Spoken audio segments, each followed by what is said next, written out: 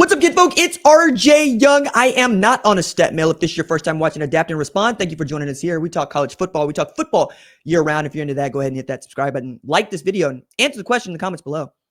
Did you think that Oklahoma was going to get into the top 10 after a top 15 win against Michigan? Because if you did, I'm sorry to tell you, that's only in my rankings, top 25 at foxsports.com, where you can go read those and see reasons as to why I rank teams where they are. But we did have some moving and shaking in the top 25, not at the very top, but certainly as we go down the list. So let's just go through it. At number 1, Ohio State, 7-0 win against Grambling. We expected it to go that way. They purported themselves like a number 1 ranked team. Penn State at number 2. I still don't get it. They've beaten Nevada and Florida International, and they are 1-15 against top 5 opponents. Why are we ranking them inside the top 5? I simply do not know. LSU at number 3, great win against Clemson, but now Clemson doesn't look that bad. We'll get to them in just here a little bit because they slid. But LSU also gets to beat up on Florida, which we thought was going to be a battle of 2 undefeated teams. But then Florida went ahead and lost to South Florida. So that game doesn't look as entertaining and as, well, shall we say, resume building for LSU as it might. But if they stick at 3, they'll stick at 3. Number 4, we got Oregon, who moves up 2 spots after handing a 69-3 win to Oklahoma State. The worst loss that Oklahoma State has suffered since 1907. Oklahoma became a state in 1907. It's been that long. Oregon out here destroying who they may. And I can't wait for this Penn State-Oregon matchup a little bit later on, a couple weeks from that. Miami at number 5. They beat up on Bethune-Cookman. Good for them. They stay pat. They don't change. Georgia falls 2 spots to number 2 on the strength of not demolishing Austin Peay is what I think. And Oregon demolishing Oklahoma State. Georgia won that game 28-6. They got a really big game against Tennessee later this weekend. That's really going to change up, I think, the top 10 race if Tennessee can come up with something nasty. Number 7, we got Texas, who gets their first win of the season against San Jose State. Arch Manning put up some great stats, 19 of 32, 95, 5 total TDs, 1 pick, but did not look great. Texas defense, though, looks elite. Number 8, Notre Dame. They were idle this week. They're still 1-0. They got, 0-1, They got the loss against Miami, but they still remain in the top 10. Illinois moves up 2 spots to number 9. They had a really great win against Duke, 49-19. It was the biggest road win for Illinois since 2015. Luke Altmaier looks like a dude in that league right now. Florida State at number 10. They beat up on East Texas A&M, paid $450,000 for that game. Good for them. They went from unranked to 14-10. AP really loves them some Florida State. South Carolina at number 11, down a spot after not just dispatching South Carolina State, but also you had some really great wins above them. Clemson falls to number 12 on falling behind 16-0 against Troy in a weather delay. Need to come back to win that game. Crowd was booing, and Dabo Swinney said, I was booing too. Number 13, Oklahoma moves up 5 spots off of the win against Michigan last night.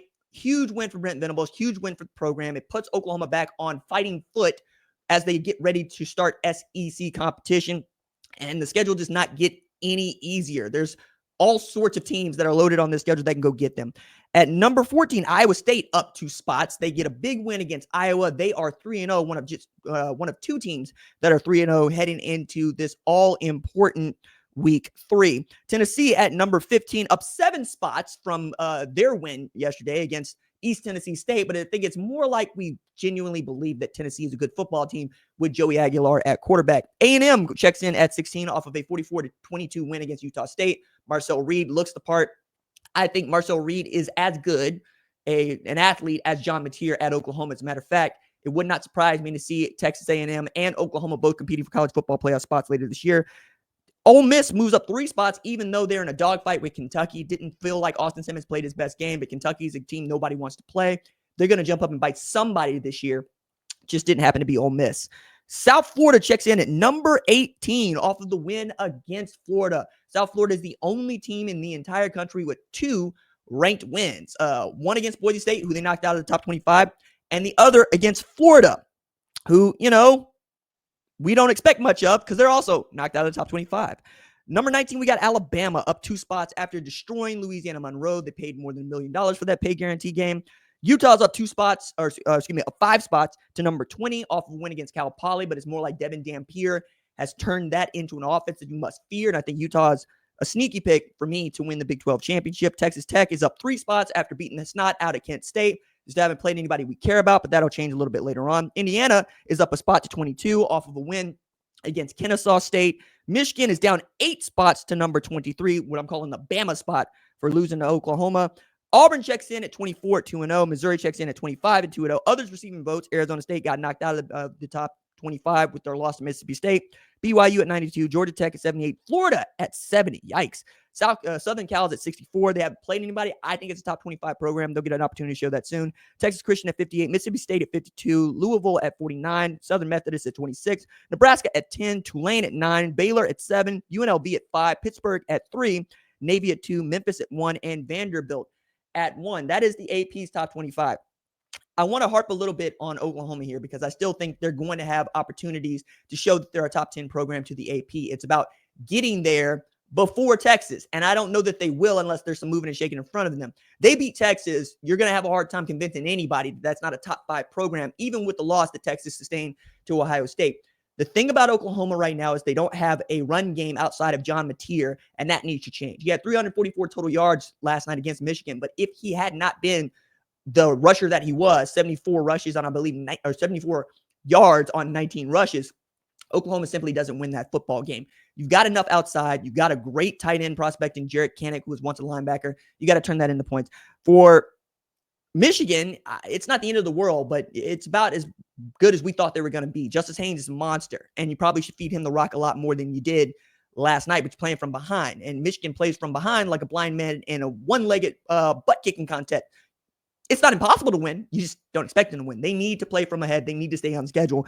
Oklahoma's defense did a really great job of knocking them off, and that could turn out to be a strength of this Oklahoma team.